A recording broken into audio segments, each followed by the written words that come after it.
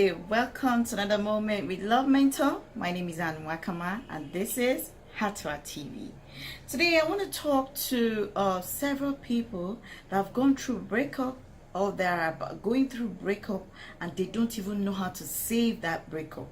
You know, breakup hurts when it's coming from someone you truly love.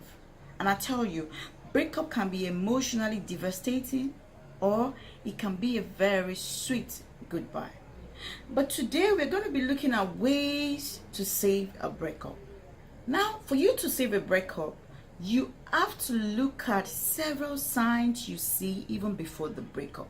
A lot of people concentrate on that breakup without not looking at those signs that you see before that breakup, because those signs you see are the signs that will help you to know if you can work on that breakup or not.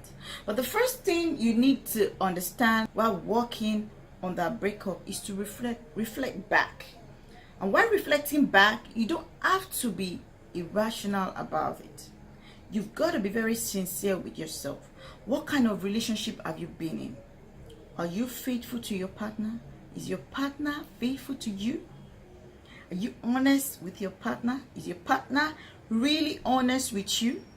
What has been their attitude all through?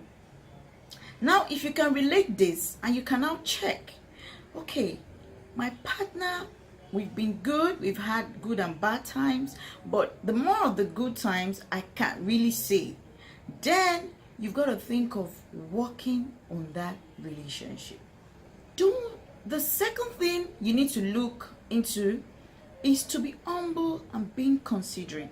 Now, humility has a lot to do with saving your relationship, because a lot of people feel it's so much pride for you to take yourself back to a guy that is planning to leave you, or a lady that is just doing some crazy thing with you. Hello, you've got to leave that pride aside, because you are willing to fix that relationship.